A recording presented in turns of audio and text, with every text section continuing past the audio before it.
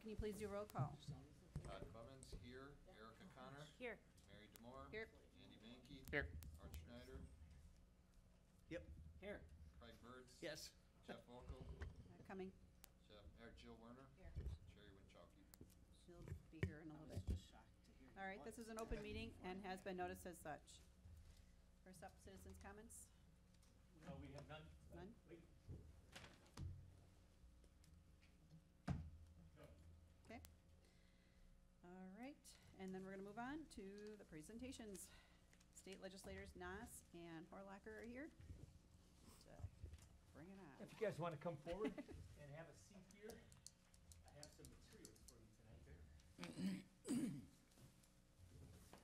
So I thought we could start with a very brief presentation just to give some information, but I do want to start by thanking both of these gentlemen, not only for attending tonight, but also for your presence and visibility in the Mugwanago School District.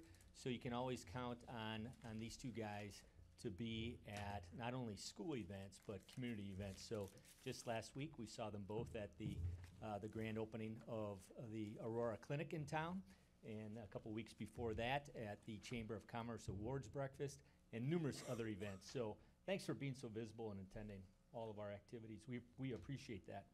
We really do. At your table, I put a promotional piece. That's this handout right here. This just tells you a little more information about the Mugwanago School District. We share that with parents and other community members. And then we have a PowerPoint that we're going to go through real quickly, and I'll explain as I go along. Not sure if you guys are aware, but our district, 90 square miles, southwest Waukesha County, we have a number of different legislators that we're represented by. And so we invited everybody tonight, and obviously everybody's busy, especially during this budget season. We get that. We scared them off. Yeah, and that's very possible too, Cody. We appreciate that. But thanks again for coming. We do want to, and I'm sure you guys have heard me say this before, we do want to stress a couple of things about the Mugwanago Area School District tonight. And one of those things is that we are a low revenue district. And so you can see on this slide, and I know the print is small. I tried to save paper and color printing. But if you take a look at this slide, this shows our revenue limit. I did include a handout, a separate page that shows the area school districts. And you can see the Mugwanago Area School District, our revenue limit. And again, revenue limit is the amount of money that we can collect via property taxes and state aid per student. So you can see we are in the far left-hand side, the red column there at $9,400 per student. And then taking a look at our other districts in Waukesha County and in the surrounding area, like East Troy, Palmyra Eagle, Waterford, and all are significantly higher than us. We are the lowest in Waukesha County. And then the graph on the left on your PowerPoint presentation or on the screen up top shows you exactly where we are in the state. And so with the 323 school districts, and Jeff just pointed out where Mugwanago Area School District is way at the bottom. Next slide shows you what we are extremely proud of, and that's our high achieving. So despite our low revenue, we are very fortunate in the Mugwanago Area School District to have a bunch of hardworking students, dedicated staff, and very, very supportive community members. And thus, we're able to achieve these results. And this shows the DPI report card. And this past fall, we were very pleased. We're happy to report that we achieved the significantly exceeds expectations category. And you can see that there on the right. That's the DPI report card. And then if you take a look at the left, again, comparing us to all the other districts in the state of Wisconsin, this time, instead of being on the bottom, we are at near the top. So again, our 83.1 significantly exceeds expectation, puts us near the top of all the districts in the state of Wisconsin for the Department of Public Instruction report card. And then another example of our high achievement is our ACT scores. So these two graphs on the left show where we compare to other districts in Waukesha County and the area. And then On the right, again, where we are compared to other districts throughout the state of Wisconsin with composite ACT scores. And again, we score very well. So we think that is very representative of our district, low revenue, but high achieving. Low spending, high achieving district. We're very proud of that.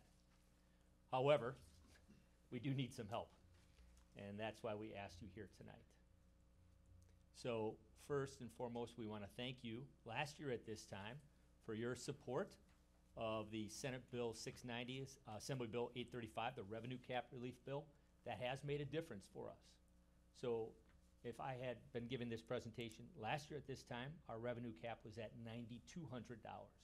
But thanks to your support and your guys' approval of this bill, we were provided with some revenue cap relief this year, and the school board did have the flexibility to increase our cap from $9,200 to $9,400. That does make a difference. And this next year, if the school board agrees, we'll be able to increase that to $9,500. So that flexibility does have an impact upon our budget. That helps. So When we were the only ones that got that 200, and then everybody else got closer to us? So all districts that were below 9,800 were able to get that revenue Okay. cap relief. Yeah, it wasn't just So the there's still a McGuanago big area gap school there. district. Yeah. Okay. There's still a gap, but Alright, we're just wanted to closing the gap to understand that. those other lower spenders. Okay. So it makes a difference. Thank you. So again, we think that we're wise stewards of the taxpayer dollars, and we take that responsibility seriously. We think the return on investment on the tax dollars that people give us is fabulous. It's fantastic. But like I said, we need some help. And so Cody, we met about a month ago or so, and you had asked that we take a look at the Blue Ribbon Commission recommendations for school funding and narrow some of those down. And so we've done that. And I'm going to ask Tom Karthauser, our Director of Finance, to provide some input here. But one of the first things I wanted to talk about was we have, like I said, a lot of fantastic students that are doing extremely well, but not all of our students are successful.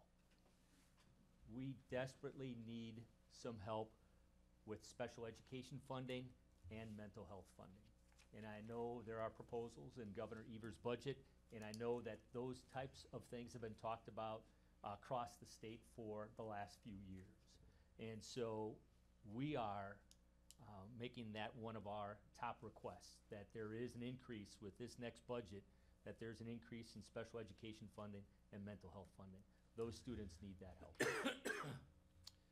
We also are hoping that you will continue to increase the per pupil categorical aids.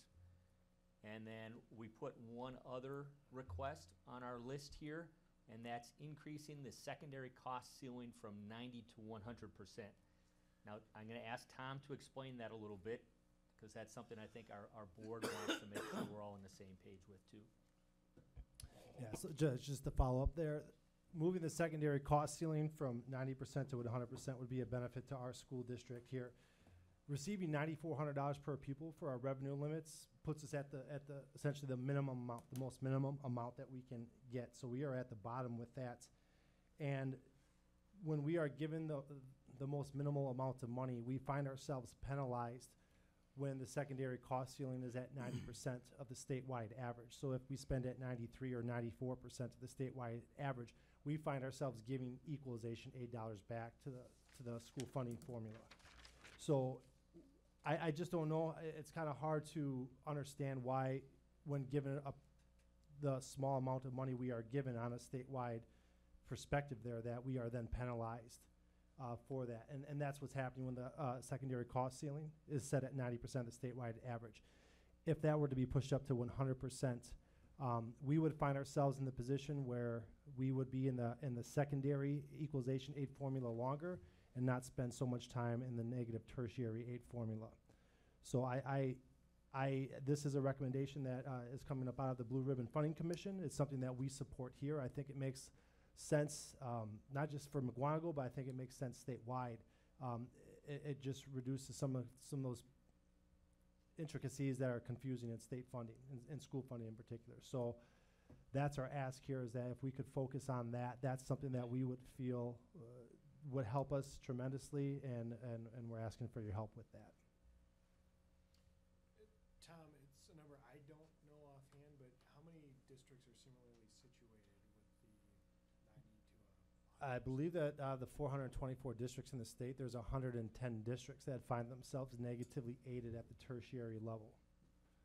So this change would not just benefit McGuanago, but 110 other districts that are negatively aided at the tertiary level. So it would just, for the basic money we get, the minimal amount we get per student, we're just hoping that we can spend that amount without being penalized along the way for doing it. We think that's what's fair here, so that's what we're hoping to get. Right, I get as an advocate for McGuanago's district, makes sense, right? The issue with that is you've got, what, a quarter of schools, maybe a little bit more than a quarter, that are also represented by individuals with probably districts that receive those dollar amounts, and to actually have that come to fruition in the total body of the Assembly and the Senate and trying to get that done, if you're looking at a quarter of districts that it benefits, I gotta believe it's probably at least equal to a quarter, if not more, that we would be taking from other districts that, like me, you've got representatives that have gotta be advocates for their districts, and therefore would probably fight tooth and nail to keep that, right? Not saying it's not impossible, but saying it's probably one of the outside asks. I think as far as special education and mental health funding, both of those have been priorities that have been talked about even in the last 4 years, at least, I think, and particularly in the Blue Ribbon Commission with some of the work that was proposed on that. We have a meeting tomorrow at Cody. 2 o'clock in Madison on the Blue Cody. Ribbon Commission. Can you just talk into the mic so that maybe, sorry. Better? All our people on Oh, TV. our one person on TV. There we go. All right. Sorry. No, that's So, okay. where would you like me to start? No, if you just Just keep the- going. keep going. Okay. I think as far as special ed and mental health, not only with the initiatives on school safety, on the mental health aspect, and I get that's even another component of it than what we're talking about here. But I think there is probably an appetite amongst the legislators to do something on that. And I don't think that Evers' budget, with the way that it's been rolled out, is the budget process itself, right? Evers has his budget. We'll see whether or not we reconcile. My guess is that we probably write our own budget as a Republican caucus, both on the Assembly and Senate side, pass it, and likely have it vetoed, right? And then we got to figure out, what do we do from there? Do we reconcile the two documents? Do we start over from scratch? Do we negotiate off of one of the two documents, right? Steve, feel free to. No, go ahead. That said, I don't think you're going to see the numbers that Evers has proposed first off, but I think that, I don't know, from everything that I have heard, you're probably going to see about the same numbers that you've seen the last couple of years with increases in certain categoricals. But again, I don't know that you're going to see the amount that Evers has put in. I just don't think we get there on that. I think there is work on particularly, again, special ed categoricals for all of our districts. But I don't know. Yeah, just generally, the Evers budget undoubtedly is going to be set aside. It's, the spending, to be honest with you, extremely excessive. There's $1 billion deficit with the budget that he's presented. It just cannot be sustained going into the future. If you go back to the Doyle years, the first budget Governor Doyle had was fine. I actually voted for it. This budget, when you look at the spending, it would lead us down the road of what became Act 10, quite frankly. In the end, Doyle, because of the deficit, which the state obligates itself to a future budget, the next one out, $1 billion. So 2 years from now, you're gonna have to find $1 billion to pay off what you've promised. Good luck with that. And what happened over time, that led to Doyle looking for money, $500 million roughly out of transportation that was grabbed. The take back when we took over was from the school districts. That is correct. We actually had to cut because the money wasn't there. The only alternative is to raise taxes and get that money, and that will just continue to feed on itself. So that led to Act 10.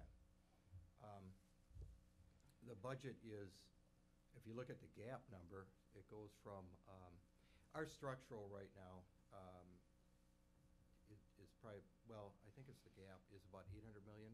We've driven it down. It was over 3 billion. And what this does, the gap itself, I think, is 1.2 billion, and this would take it to 2.1 or so billion. And as you know, you guys are on gap accounting. Local governments are all on gap accounting. The state should be on gap accounting. Not enough legislators have stepped forward to say, let's do it. And we should, so that every dollar coming in is accounted for, and every dollar going out. We don't do that. So that's the problem. As far as school funding, if I had to speculate, I would say perhaps somewhere between $600 and $800 million. It's not going to be the 1.4 that the governor wants, because with all of the expenses that are lying out there, we've got about 2.5 billion. Well, not even that. There's 2.5 billion out there, but when you start taking care of the obligations that we have going forward, that leaves us with about arguably 900 million to $1 billion. I think that, and part of that other is going to be school funding. So I think, I guess the bottom line is it depends on how we divvy it up. And I'm going to speculate it may be somewhere between 600 and 800 million for schools. I would agree with Representative Horlacher that most likely there will be additional money for special education and also for mental health. I think those are talked about quite a bit. So I think that may come to pass. So that's kind of it in a nutshell, where as far as the money the state of Wisconsin has. The 2.5 billion includes the surplus that we have right now too. That money would be all gone. And I think the responsible thing to do is obviously have a balanced budget at the end and not go down that path of structural and deficit and gap deficit, which would burden us going into the future. So if we were to do what's out there right now with the budget, we would probably have to come back in 2 years and take money away, just like when we dealt with Act 10 and all the other cuts to state government, in order to balance it from the previous administrations, and it was ugly. But it got done. I had said to my leadership, when I sat there the night of the budget, when it was delivered, and the other side is, and that's fine, is up on their feet applauding and hooting and hollering and how wonderful things are in everything. I thought, okay, and I said this in caucus last week, let's find a way to take the budget to the floor as it is right now, as he delivered it, and find out just how happy everybody is. Let's vote on it, up or down. Take it out there. I don't think realistically that's going to happen, but that's what I would do right now and find out where the chips are. I think you would find even Democrats voting against it. The other red flag is the governor's not out there. Normally you go out, you deliver a budget, and you go out around the state and you sell it. And he's not doing that. He's made a couple stops, but he is not out there selling it. So realistically, he knows this is not going to end up the way it's been presented. It'll be a different budget. Will he veto what comes forward? I doubt it. I don't think, he's even backed away on that kind of verbiage, so I don't think that'll happen. And the sky isn't gonna fall, we've been there before. If ideally, it would be nice to have a budget done by July 1. Is it doable? Yeah, it's doable. If it's not, obviously, I think you all know that we just continue on with the authority that we have in the past and continue to work on a budget. We've been out there as far as October in some years. And that's when the Republicans controlled everything. So even we have our challenges, so.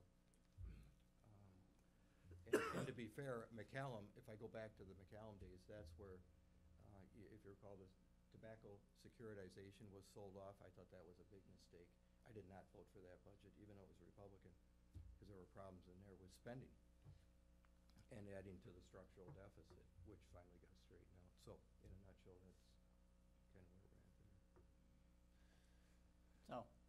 So of these three things on the bottom here that we're trying to emphasize, you're telling us that you think the special education and mental health is going to happen anyway, and the other two you don't have any interest in trying to help us, I don't know that it's an advocate for us?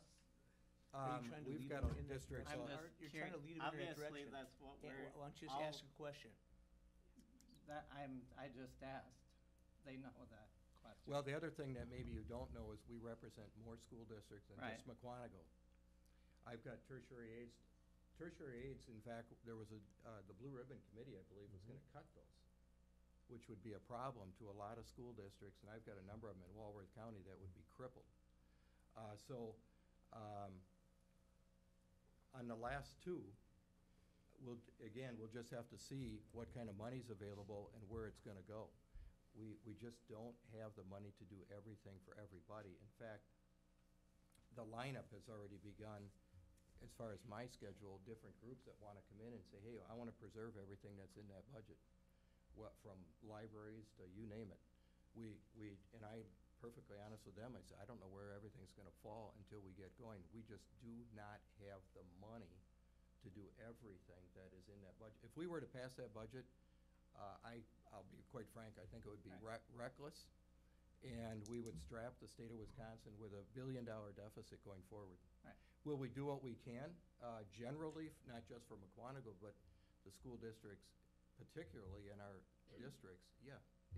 Okay, I mean, that's what we keep striving for, and, ultimately, if we had a new funding formula that you guys would work on, a more fair formula, so we're not the lowest, revenue here of all the districts, obviously, this is important to us. Sure. I and that- can't look out for everybody. We decided this as a board that Tom was going to make this presentation. So that's obviously why we're trying to emphasize we need help.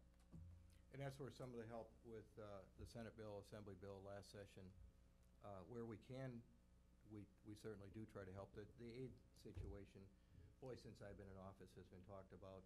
Yeah, except it never. You're right, nobody- and I'll tell you why. Because when one district gets more money, another district is gonna lose money. And trying to get everybody together, I have suggested, I have for years, that if we could get even 80% of the legislators to agree on a particular plan, and you're gonna need more than just Democrats or more than just Republicans, it's gonna take more than that to do the lifting, that the districts that arguably would be shorted, to somehow phase them in over 3 or 4 years so that everybody eventually gets on the same page. But as you know, it has not happened. It just is challenging. It didn't happen under, Right. going back to McCallum and then Doyle, and right up the chain, Walker. That's how difficult, no matter who controls, it's challenging. It is. I understand what you're saying. I'd love to have something where we could walk away and never hear about it again and Right, come back I- and be next ideal. time and you guys This would is all the be saying same thing thanks. every year I've been on board. Yes, so. you're right. If I could ask the question, if you're looking for something where you don't have a scenario where a new funding strategy takes from one district but ultimately goes to another, The per pupil categorical aids is something that ultimately is it's across the board. Nobody's losing money in that scenario. It's that everyone is getting that. How likely is that source of funding to be sustained or perhaps even increased? It's something that leaves property taxes alone. Boy, I hate to speculate. Is it possible something? Yeah, I think it's, again, how we divvy things up. Is it doable? Yeah, because a lot of districts would certainly benefit from that. I think the other thing we have to keep in mind is literally what we're doing right now is speculating as far Right, as right. what's actually going to come out of this.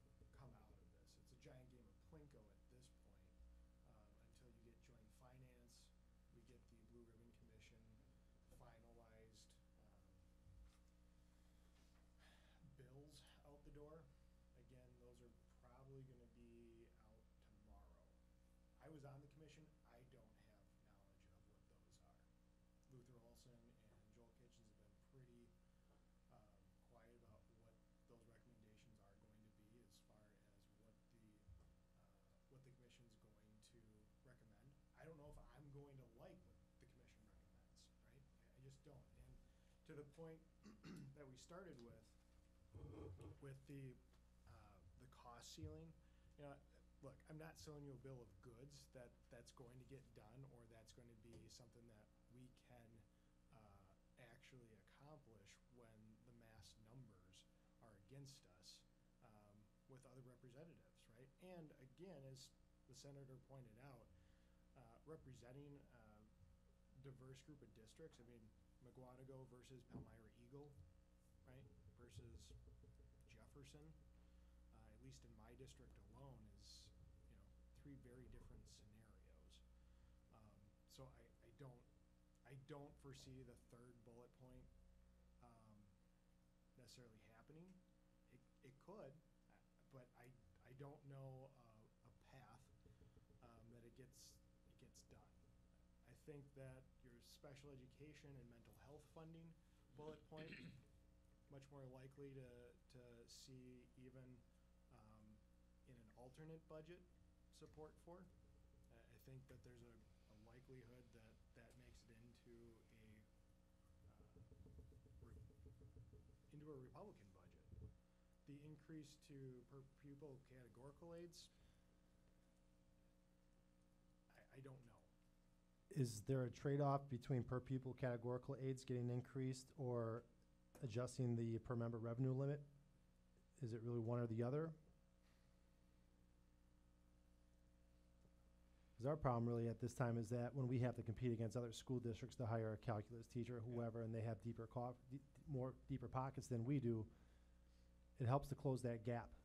It helps for us to even that playing field, so to speak. So any help that you can lend, is there any likelihood that the per member revenue limit gets indexed to CPI? I will say no. Okay. And I just gotta be honest with you, I don't wanna walk out of here and you think, well, now this is. No, it's fair. And this is why. We don't, and since I've been there, we did away with the cost of living in gasoline at the pump. And there is a belief, I believe among many legislators, that if you do an automatic increase, we never ever have to vote on it again. And I think that's a mistake, because we may not have the funding to continue to keep up with that cost of living going forward, and especially as we look at, now it's been discussed, 2019, 2020 maybe. The economies around the world are slowing now, and the United States economy is slowing, and if we get hit, that's the problem with the deficit, is that we get slapped with and that did happen back in '08 and dragged us right down the toilet.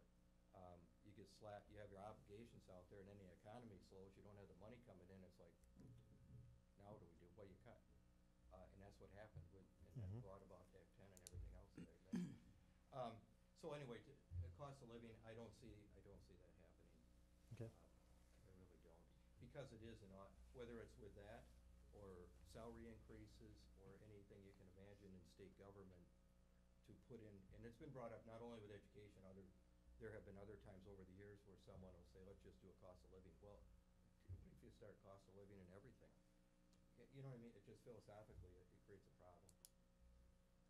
And what, I should say, what is helpful with this is where you have established priorities, that helps.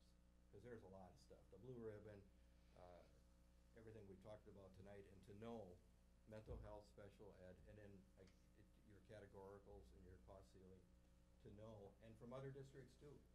And we'll be talking to them, that helps immensely, what are the priorities? Okay, that's good to know. If I could just offer one more thing here, there is one piece of the Blue Ribbon Funding Commission that talks about the educator workforce shortage and how to help with that. There's that 75-day wait period between when a retired teacher starts collecting their WRS pension and that they can't come back to work for 75 days. So essentially if a teacher retires June 30, they got to wait until September, October, which the school year's already started. So if you had a part-time position or you needed somebody to cover 1 or 2 classes, they effectively don't even have that option. And some years ago, there was just a 30-day wait. And I would encourage you to consider trimming that 75-day wait back down to 30 days as it was just a few years earlier. It would give people the opportunity to come back and work part-time even when they're retired. I don't know what a 75-day wait actually does. Seems arbitrary to me, but maybe there's something else that I'm not aware of. I think you can do part-time right now, there is an upper limit, I think. Okay. That you can go out and, unless, I'll have to double check, because, unless that's the long haul where you can come back, I believe, and I can double check, you can come back and work, but there's a limit as to what you can make. And when you cross that threshold, then you have to decide, do you want your retirement check or do you want your paycheck? Mm-hmm.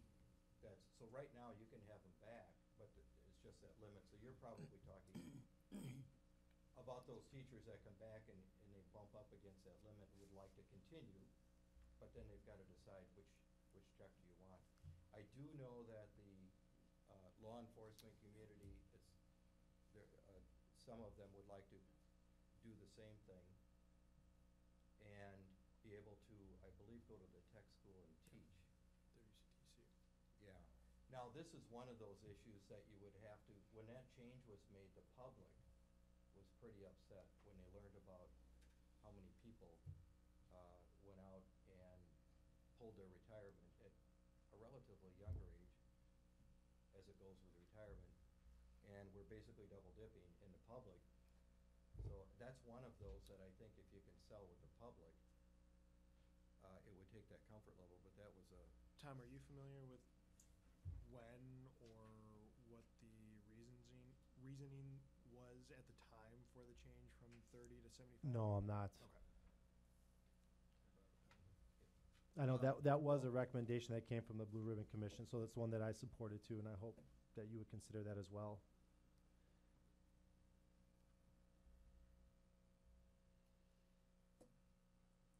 Is there anything else that came out of that Blue Ribbon Committee that you're focusing on that you feel will pass, that we haven't mentioned here tonight? Time will tell, and the reason I say that, I wish I had a direct answer. We did talk about it in caucus last week. The Assembly, as Cody said, is going to be discussing it. We didn't get it into the COLA, I got to be honest with you, that kind of took some heat. But we didn't really, Luther Olson and Kitchens discussed and went point by point right down the line. And then we kind of, okay, everybody get it? And we had that general knowledge of what the Blue Ribbon Committee is, but we didn't go into, are we going to do which ones? It was more informative. Okay. And I think that discussion is yet to be had yet alongside as we go through the budget. It seemed, I picked up on there was some interest of, nobody was specific on it, even Luther and Kitchens, like, let's do this or let's do that. It was very general, that perhaps we can put some of this into the budget, but that remains to be seen. Okay.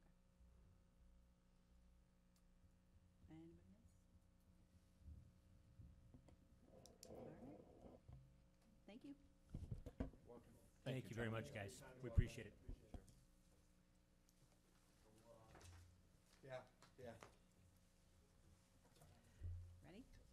All right, moving on to the student rep report. All right, before we get started, I just want to let you guys know that we had some issues this week forming a student rep report because of the fact there's some email issues going on. So we worked things out with Ms. Kopneski at the high school, and this shouldn't happen again in the future. I apologize. That's okay. So to start off, Ben. Oh, and I just wanted to say that any and all submissions that weren't able to be submitted that last month definitely will be on next month's report. Okay. All right. I just wanted to highlight that the IT Academy for Mugwanago High School, the IT Academy capstone class participated in a design thinking workshop at GE Healthcare, and they will be using that and taking that back to Mugwanago with them for their own capstone projects. So at the invitation from the Global Certificate Program, Head Counsel Julian Adem from the Mexican Consulate in Milwaukee came to speak to students involved in the Global Certificate Program, International Club, Conjunto Latino, and Model United Nations on Wednesday, March 6th. He basically discussed visas and how the process works, as well as some of the immigration issues that are currently taking place on our southern border.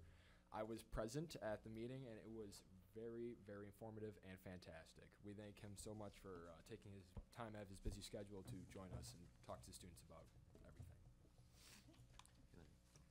Go ahead. I just am gonna note about the visit from the IT Academy students to American Family Insurance, which I set up. And it's the 4th year that we've done it, and they were outstanding. The students were great, and our people are already talking about what they can do better next year. And so I think it's something we should be proud of the students and how they represented themselves in the public that way. Yes, go ahead. Can you guys please explain to us the speaker that you had at school within the last week? And I know his name was Terrence. I heard great positive things from some middle schoolers in my family as well as high schoolers. Would you mind just giving the board a quick recap of what that was? Absolutely. So Terrence came in. For those who don't know, he's a nationally renowned speaker. He's honestly, I was there and absolutely blown away. Fantastic. It really, I've never actually so far in my whole high school career have ever walked away from an assembly thinking, wow. But he literally wowed everybody he talked to. He made everybody laugh.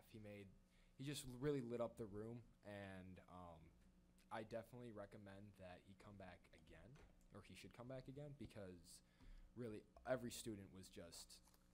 Alex, what would you say his main message was? What the message? Essentially, it was just be kind. Really, I mean, just to keep it short, to be kind to one another. And, it's something that I think that high school students just need a reminder of. And, I mean, he did a fantastic job in a comical and entertaining way to remind students to be kind to one another and to always support each other and bring each other up and not bring each other down. So, yeah. Ben, do you have anything you want to say about that? Yeah, I really liked his emphasis on the idea that we all matter, essentially, is that whoever you are, whatever you've been through, there's someone out there who loves you, and there's someone out there who knows that you matter. Good. All right. Thank you. All right, we're moving on to consent agenda. Approval of board minutes of February 25th, 2019. Do I hear any questions or concerns regarding those?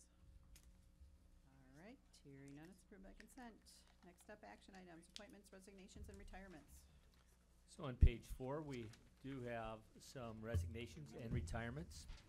So resigning from the district at the end of the school year will be Ashley Miller, a business teacher, tennis coach at Mugwanago High School, and Shannon Lang, a special education teacher at Parkview Middle School. So Ashley's family has moved to Arizona, so she'll be joining them. Probably this winter didn't help. Warm Over here. And then Shannon's been on family leave, and she's decided to stay home with her children. Okay. And then 2 retirements, and some longtime teachers, some really highly successful teachers. Dan Davenport, science teacher at Mugwanago High School. He's been with us for 38 years. And then Marianne Kalation, who is a grade 6 teacher at Big Bend, another outstanding instructor. So they will both be missed. Is Marion retiring, or? Yes, retiring, yep. All right, I'd like to make a motion to we approve those. Do I have a second? Second. All right, do we have a motion, a second? Any discussion? All right, all those in favor say aye. Aye. All those opposed, no. All right, motion carries. Special Education Funding Board Resolution. So we've talked about this resolution in the past, and I brought it to the board last meeting. I also did give Cody and Steve a copy of this resolution, and then if it is approved and you guys sign it, then we will send it to all 7 of our legislators. Okay. All right, do we have a motion? All right, a second? I'll second that. All right. A motion and a second. I would just like to ask one thing. Sure. The comment was made that if we get more special education funding, that we would alter money elsewhere. There are things we're missing in this district that we should be doing, that other districts do in special, as far as special education with high school students. And I would just like to know that some of that money will be used for that, and not just, we have more education funding, so we can use this money elsewhere. There are things we're missing. There's, for seniors, for kids that are, they're gonna get a job, they have to learn to live on their own. Other school districts have apartments to teach those students how to live on their own. There's a lot of things we're not doing right now that I would like to see in the future. So I think that's a great discussion to have, and we can bring Tim Lemke back. Probably not next month. April is going to be a packed agenda, but in May to have that discussion. Yes. Yeah.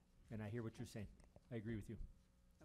So can I ask a question based off of your question? So is what you're saying that if something like this were to happen, that the money that maybe the increased percentage of the reimbursement rate would be money that stays within special education? Is that what you're? Not all of it, but we do need to increase what we're doing.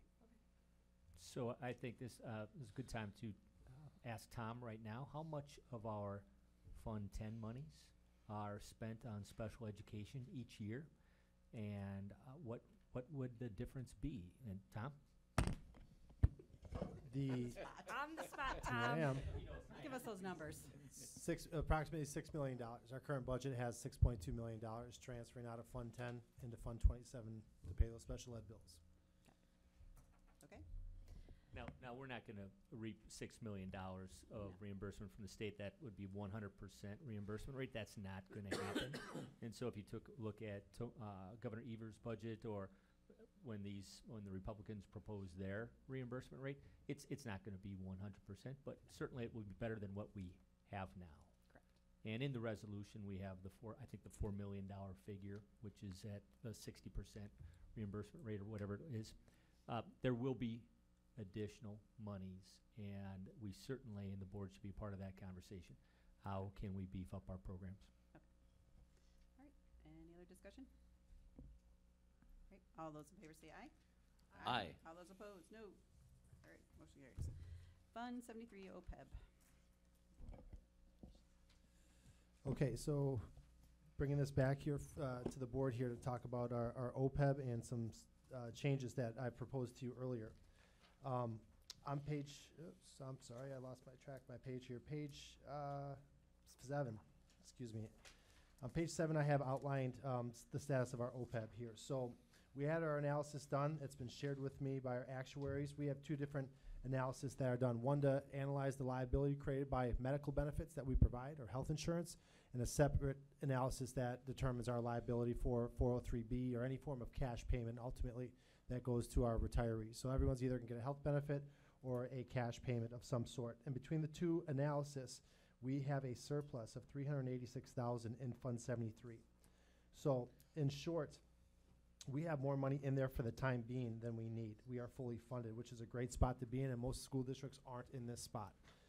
Earlier tonight at the Finance Facility Committee, now that we've built up this fund, the point is to preserve it now. All that work and all that effort to channel money, now the point and focus is to preserve that money here. We currently, in our current budget, we have $900,000 allocated. We had $450,000 last year that we are going to transfer to Fund 73. But all that money would have been negatively aided at the tertiary level. So I said, I have a feeling we might be overfunded. Let's not move that money yet. So with the $450,000 from last year's budget in conjunction with the $450,000 from this year's budget, we have $900,000 that we can reposition in a one-time manner. On an ongoing basis, when you think about, for example, our teachers in Tier 7, that's all of our new hires. We put $1,000 a year into a 403B. So once they hit age 57 and 20 years, as the current benefit calls for eligibility, we have to put basically $1,000 a year in for each teacher who stays with us if we want to keep our fully funded status. So on an ongoing basis, we need to put $300,000 aside. We don't need to make deposits this year. We probably don't need to make deposits next year. On an ongoing manner, though, we would have to if we want to maintain our fully funded status, which I do recommend, by the way. Okay? So that's the state of our funded status right now with Fund 73. I proposed 4 changes here earlier. The first change was to change eligibility from age 57 and 20 years of service to 55 and 20 years of service. Some teachers noted that this would is something that they would be interested in, and I think that would help us turn over our staff a little bit more to perhaps see some of our higher salary teachers who are ready to go, to let them go, and then we could perhaps experience some savings there with a new hire if that opportunity presents itself, and I think that it would. So we're not compromising the years of service. We're still asking for 20 years of service to the district, but once you hit age 55, we can let them make that choice if they'd like to, okay? So that's the first one there. I'm working at the bottom of page 7 here.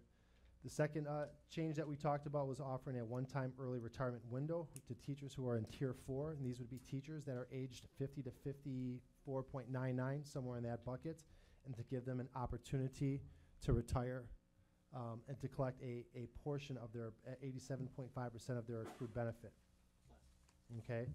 Ultimately, all teachers in Tier 4 would have the opportunity to retire early and have access to not all of their benefit, but most of their benefit. The trade-off is if you like it, you can get most of it, but not all.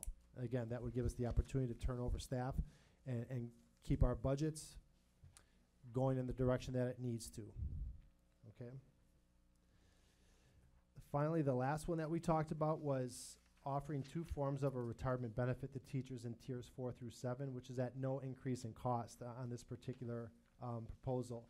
What we are proposing to do here, as a reminder, is that we can help our teachers keep more of their money. Teachers in Tiers 4 through 7 are going to get a 403B payout. When they collect that money, let's assume they're in a 20% tax bucket at that time of retirement, they will pay 20% of that to the tax man, and perhaps another 10% in penalty if they take that money before age 59 and a half.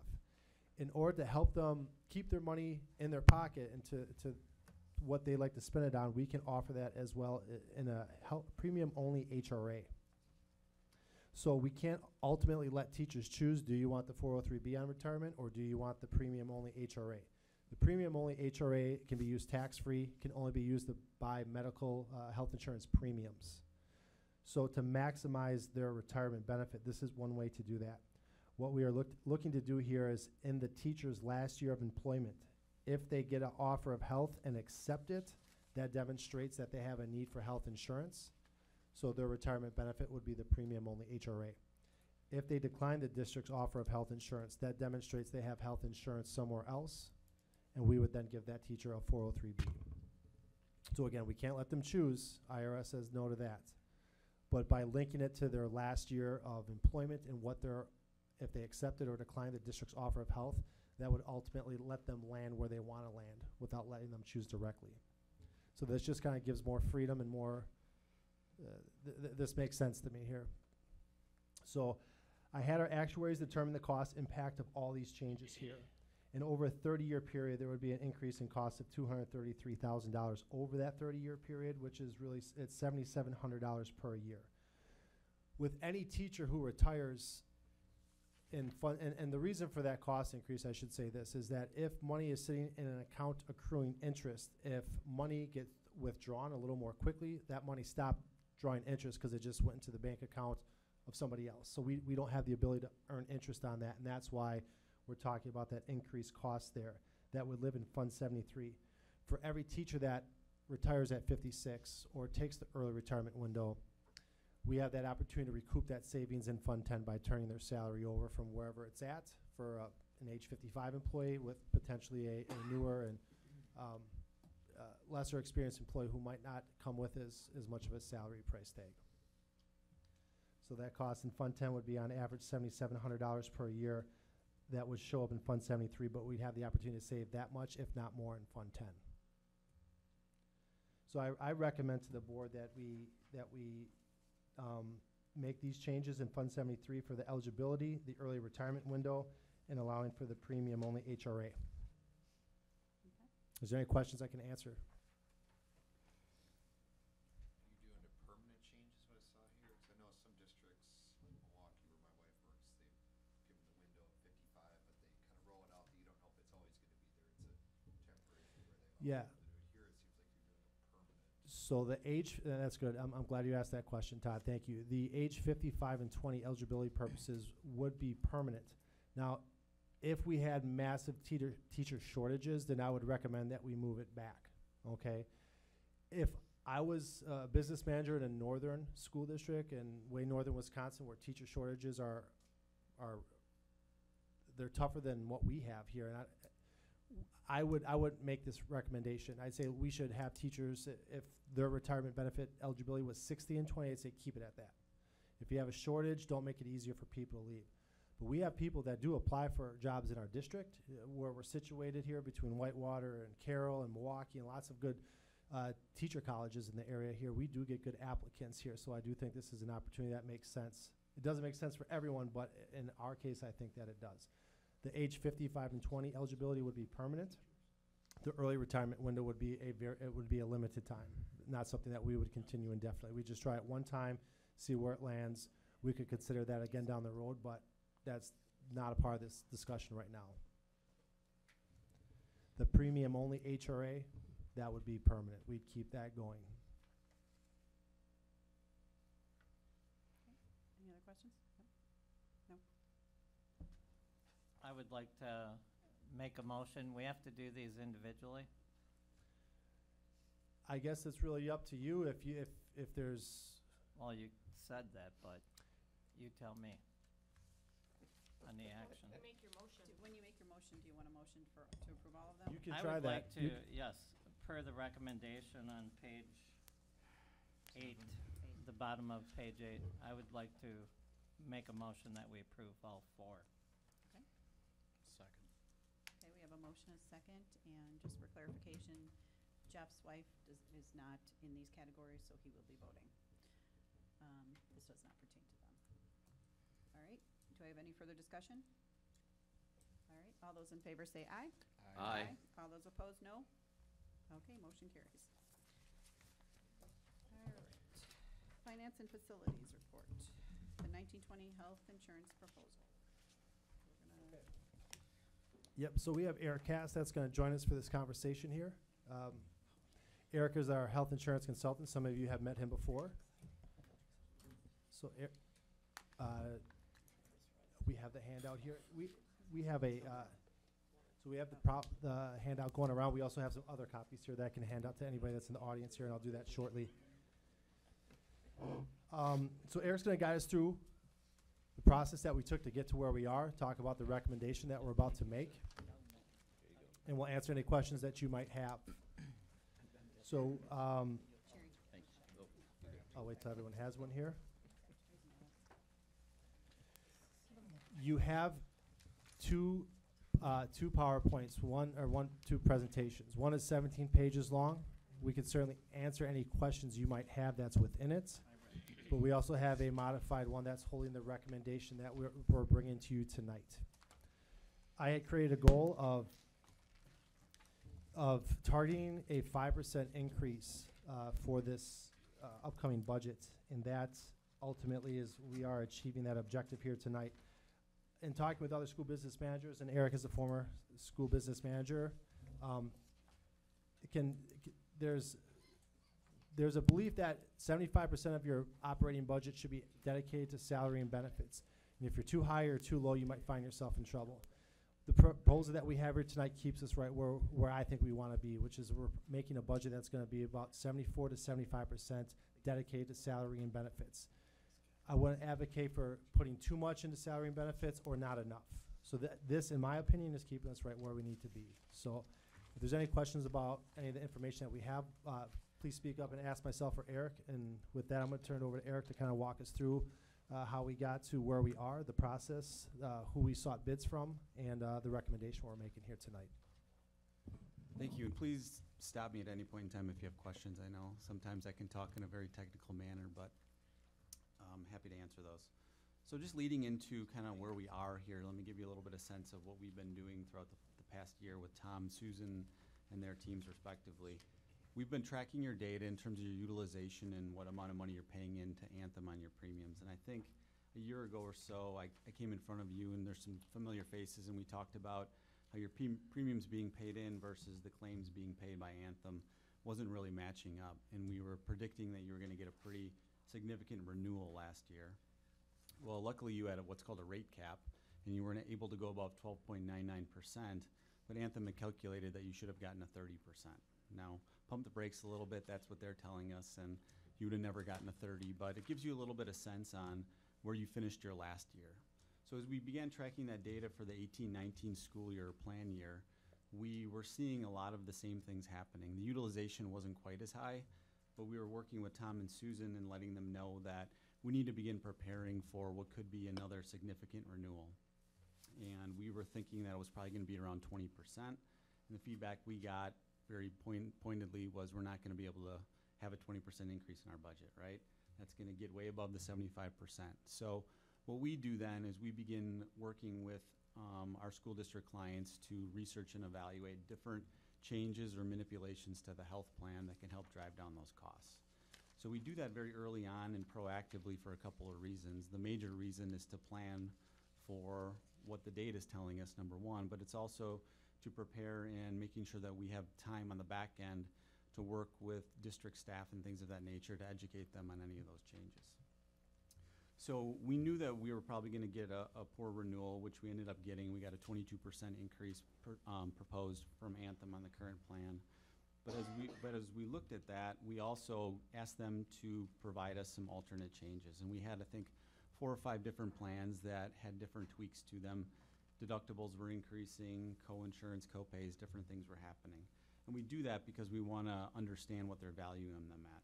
We also took you to market and asked 6 other companies to respond to the current plan as well as those alternates. So those companies were Quartz, which is an HMO out of Madison, but they pull over to the hospital systems in Waukesha, United Healthcare, WPS, WEA Trust, Network Health, and Humana. So we tried to get any carrier that could provide options in this area to respond to that. Now some of them, like a Quartz, clearly have some issues for you because they don't have Aurora as part of their package, but we just wanted to be able to show what some of the cost differentials were.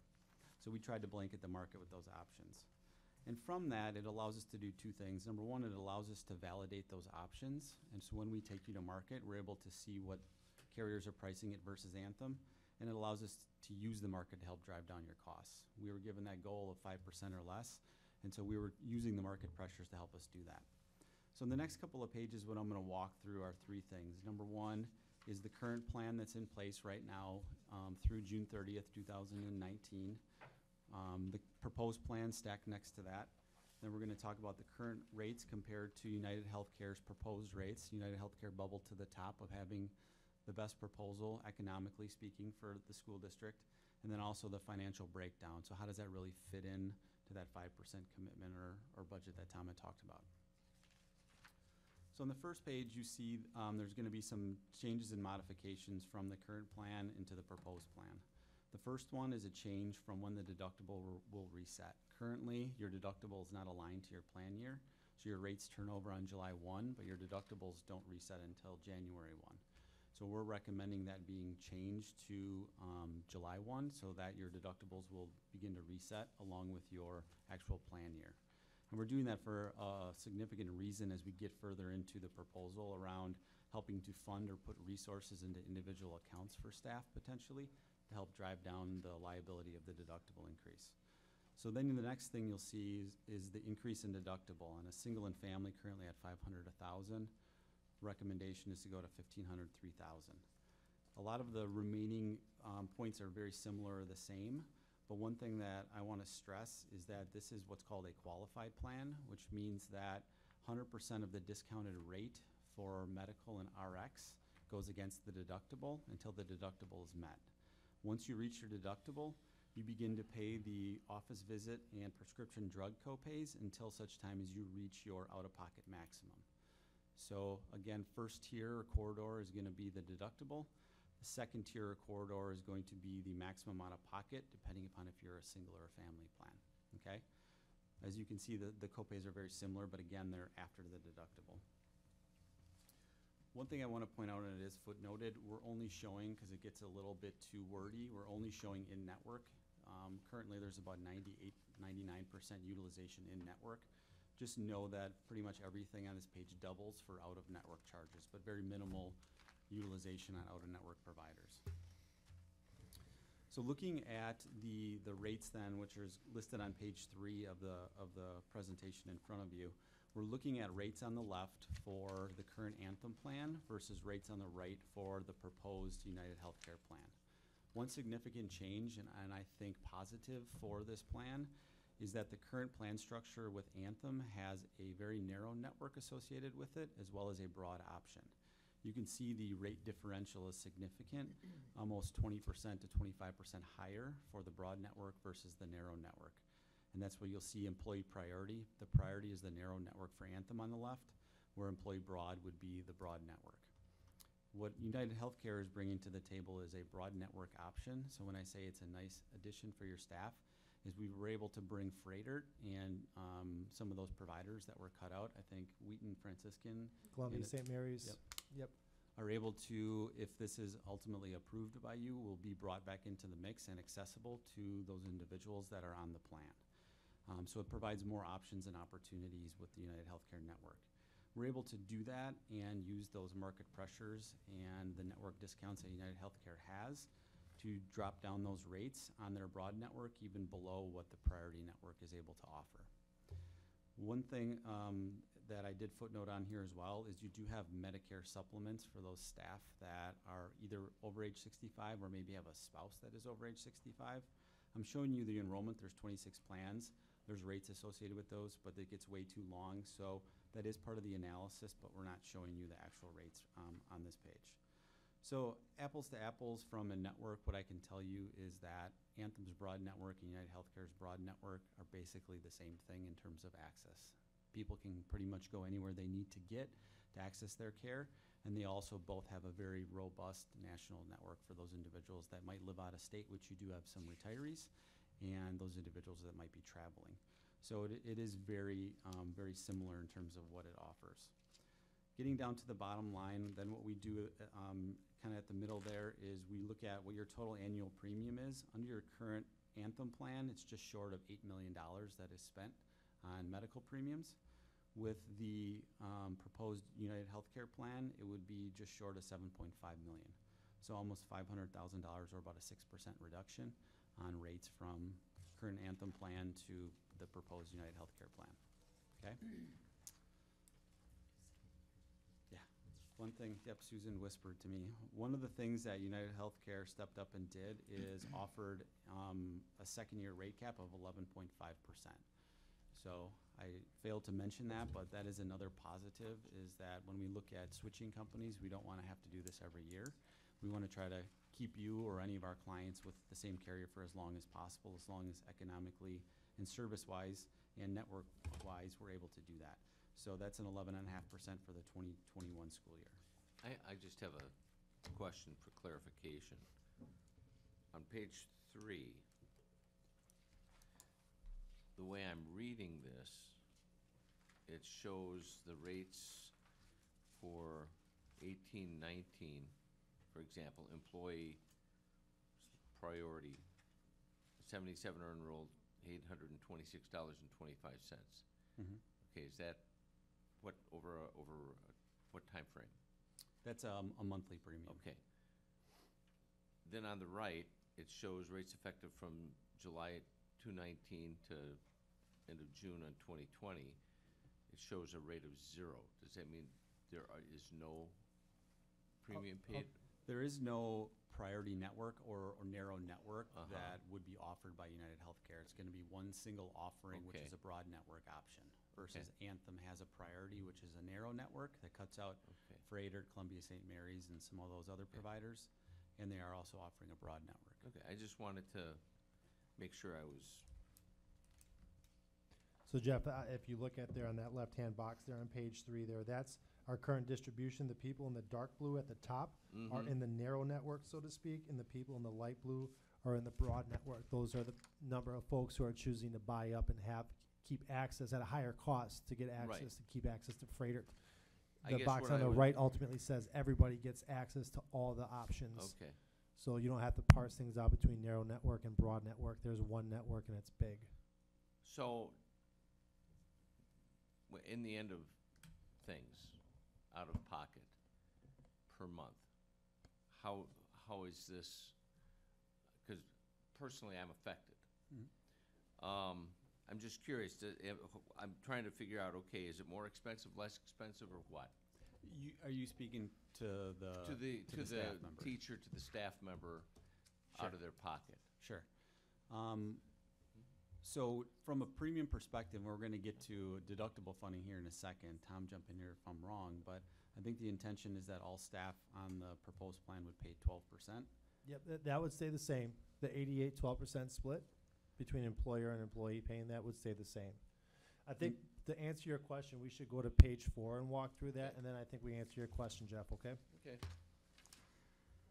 So what we're trying to do here is break down kind of where the budget's going, follow the bouncing ball a little bit, and then talk about a recommendation for how to offset the increased deductible costs that individual staff are going to feel. And so on the left, we're breaking down your 2018-19 fiscal year. So when we look at those 82 single plans, that costs $826,738 for the 18-19 school year. You can see the rest of the numbers totaling just short of that $8 million that I talked about earlier. When we look at the shift or the decrease in rates under United Healthcare, we're breaking that out by plan as well. That gets us to just short of that $7.5 million. Then you can see a new line on the right under the 19-20 fiscal year proposed called HRA deposits and fees. So the vehicle that we are recommending is to utilize a health reimbursement arrangement. It would actually be very similar to the one that you just took action on for the retirement plan. And one of the reasons why we are recommending that is because when deposits, and I'll talk about how this happens, go into that HRA by the employer, when they're not used, they're able to be carried over and accrue for that individual staff member and or that staff member's family. And so they're also growing with interest. And what hopefully you can see is some insight into something that we stressed with Tom and Susan, with a lot of our clients, is increasing consumerism in the health plan and making individuals more active participants. Not necessarily shoving the liability of increased deductibles directly on them without providing them the tools to manage that, but giving them some of those resources, educating them up, and tying it into, in this case, a long-term retirement strategy that can help double their ability to grow that retirement nest egg if they're able to help manage their active healthcare costs. This isn't a game of don't use your money. It's about what happens if you don't use your money. If you're using urgent care versus the emergency room, because now you're paying the actual cost of that until you reach your deductible, and that's $2,000 when you have a sore throat to go to the emergency room versus $300 to go to urgent care. So some of those types of conversations enter into that. So that HRA deposits and fees, let's talk about how that works. If you get down to the bottom, what we're really doing and what we do with tons of school district clients is we help figure out ways basically to pay the healthcare provider less and to give that money back to individual staff members in these accounts that they can use if necessary, or they can continue to maintain and see grow over time if they don't need them. So at the top, we're showing your current, which is your $500 single deductible and your $1,000 family deductible. Currently, there is no employer contribution, so that's going to be a 0.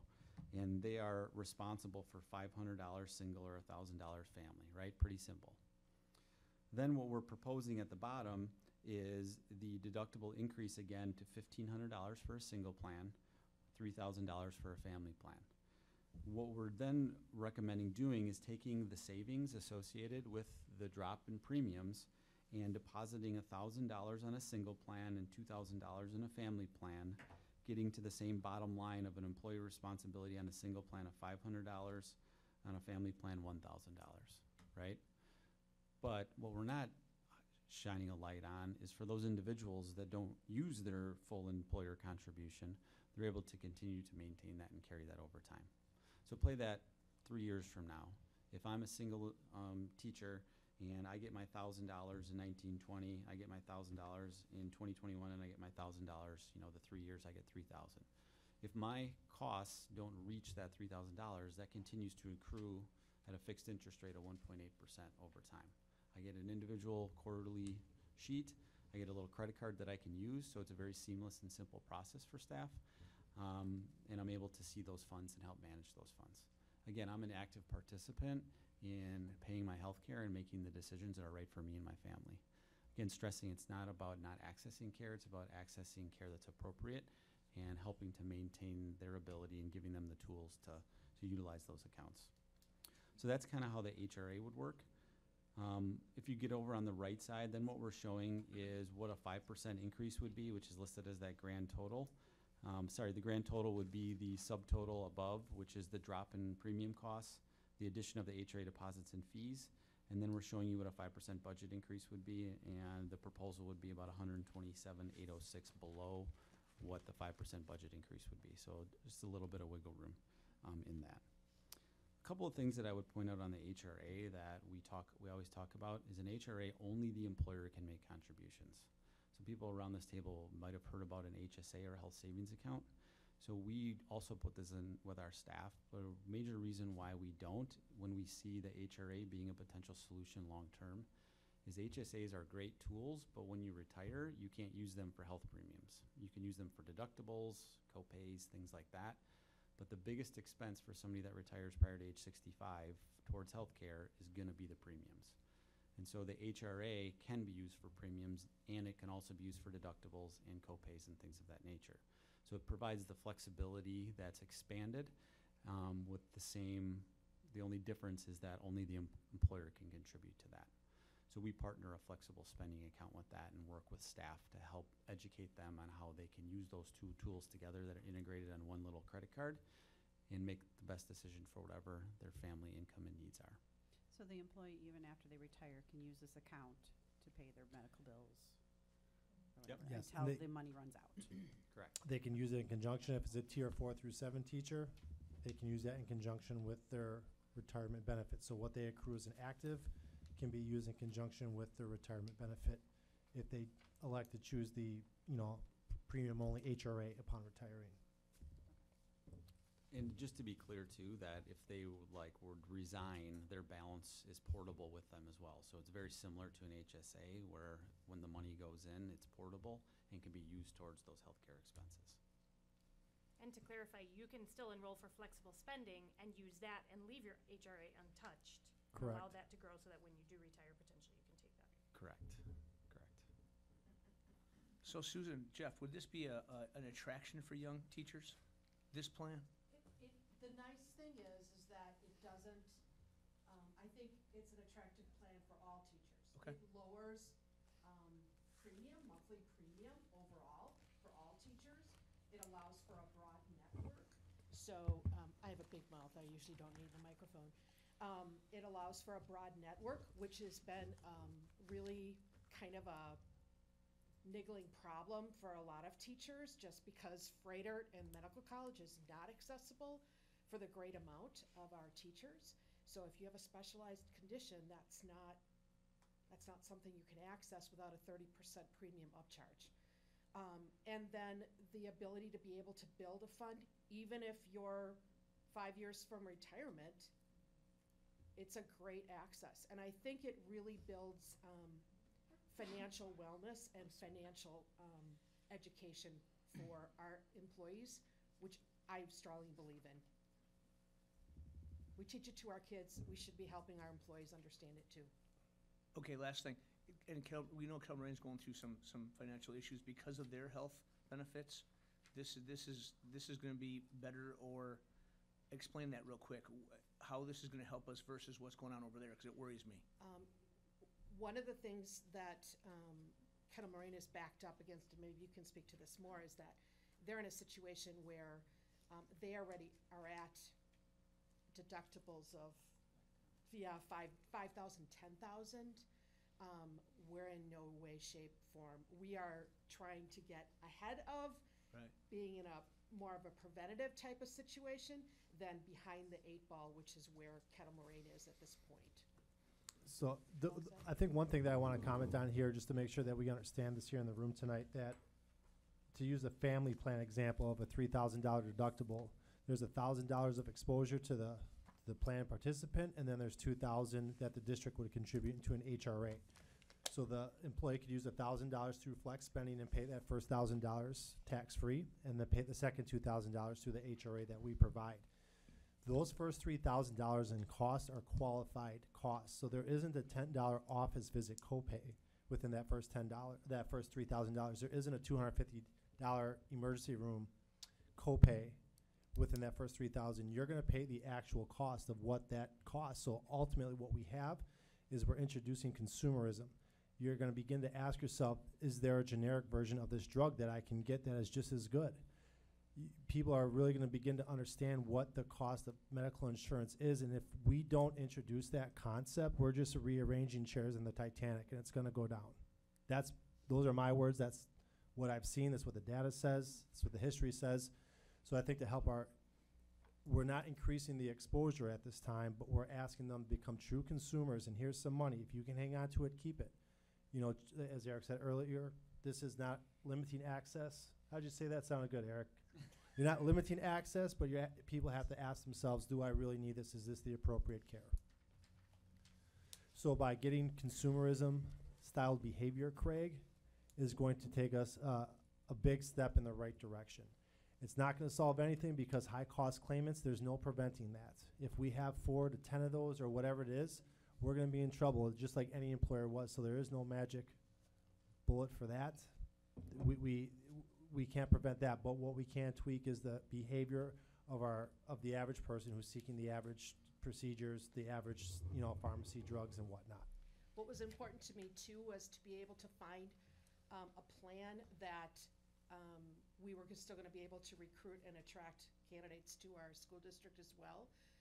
We certainly want to be able to offer a plan that's attractive. And so to be able to match basically the plan that we have as far as out-of-pocket deductibles, and they're really reasonable, that's important to be able to attract people, because that's an important factor when you're looking at hiring. How far out can we, every 2 years, it seems like we go out for bid for health insurance. How long can you keep doing this? And, number two, we're gonna get I know we're gonna get slapped with the 11.5% max next year. I don't know how that builds into your budget for next year too, but how often can we do this? We're on Anthem, I've been around for a little while, and it seems like every couple of years we're switching from somewhere to somewhere else, and at some point, who's gonna keep bidding on us? So Eric, I'll let you help answer this one here, but I guess what I can say, Todd, is health insurance, especially in this part of the country where we are here in Wisconsin specifically, Southeast Wisconsin has some of the highest medical inflation that there is. Our behavior as 650 employees throughout the district, if we have normal access to our doctors, we're not asking for too much, we're not overseeing the doctor for things that we could avoid, costs will still continue to rise. And I'm not sure how that gets fixed. I have the same concerns you do. I can't sit here before you and say this is going to cure all of it, but I do think that it's going to cure a lot of it. It's too hard to actually give you definitive answers that this is going to stop 10%, 20% renewals. I don't know that. That's not my question. My question is, are other people gonna wanna bid on us if, every 2 years we're gonna be going out to bid? Eric. Yeah, I mean, unfortunately, it's the way it works.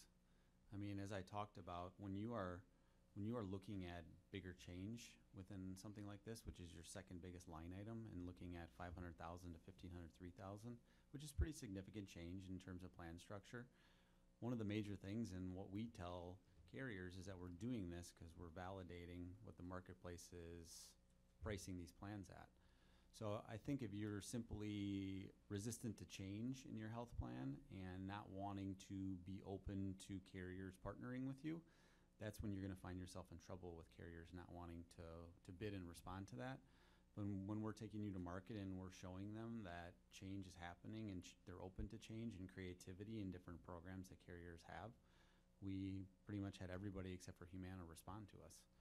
So I'm pretty confident that, you know, every year thing, maybe not, but every 2 to 3 years, I don't think that it's going to be a problem. But I think the hope of these changes, and nobody can predict the future, is that we're going to see your utilization begin to drive down, entering into consumerism. It's not going to happen immediately, but, you know, our job is to educate people so they understand some of the long-term advantages of this, and then help that continue to drive down the costs. And you have it budgeted for 11.5% increase next year. I'm just, Todd, I'm focused on the 1920 budget right now and figuring out how much Mr. Nass and Mr. Horlock are going to give us before we start getting to the next budget here. I know we're going to do a meeting once we switch over and decide what we're going to do. I'm wondering if you're planning on doing a meeting a year from now, before we go into year 2, to sit down with the staff and say, look, this is where we're at. This is how much you're spending. This is what we need to cut. Sure. Just so they have a picture in their head of where things need, I mean, this is still, I would kill for this plan. Right. $7,000 My deductible, copay's and my $50. employer gives us Just saying. $50 a month. Yeah. Just, I don't know, to reemphasize and go over again, like, So we because our spending habits are so out of control with that last, what they showed us for, what were we at, 113% of our premiums? It was just so out of control, and if that continues, even with this, because, I mean, they're responsible for $1,000. It's not gonna curtail me a ton. Quite frankly, if I only had to pay $1,000 out of pocket, I wouldn't even think twice about it. I would hope that we're gonna keep having these meetings, not just wait until the ship's sunk and, okay, now here's your deductible, because it's gonna have to go up.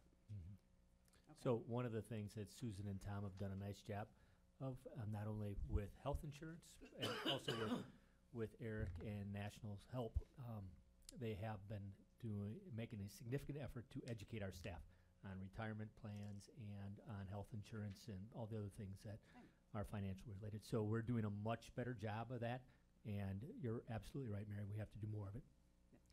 I would like to say, as someone who has an HRA, almost this exact plan, I will tell you, it is a total game as to how much I can keep on that card by the end of the year. Like, I'm not going to the doctor, I want this money to roll over. So I do think there's a little bit of this whole consumer thing, like, no, I know I'm gonna need it next year, or I need to hang on to it as much as I can. So I'm hopeful that people, I know I'm a little bit of a coupon clipper type, so I know not everybody is like me, like trying to play the game, but hopefully there are some that we will realize that benefit. They will realize that benefit.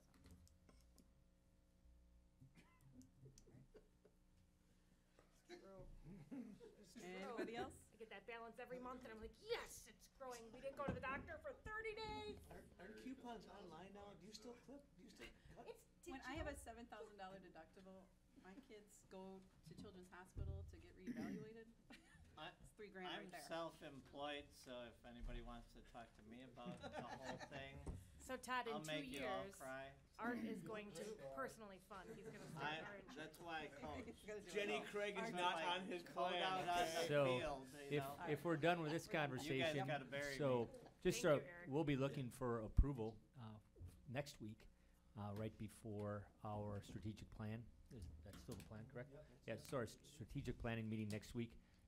We would like to actually meet for a little bit before the start of that meeting, and then we'll bring back this proposal. Okay, sounds good.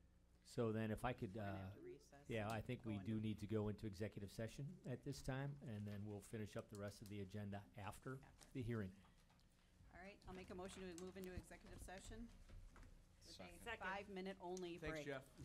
Thanks, Susan. Sorry, Nick. Second, okay.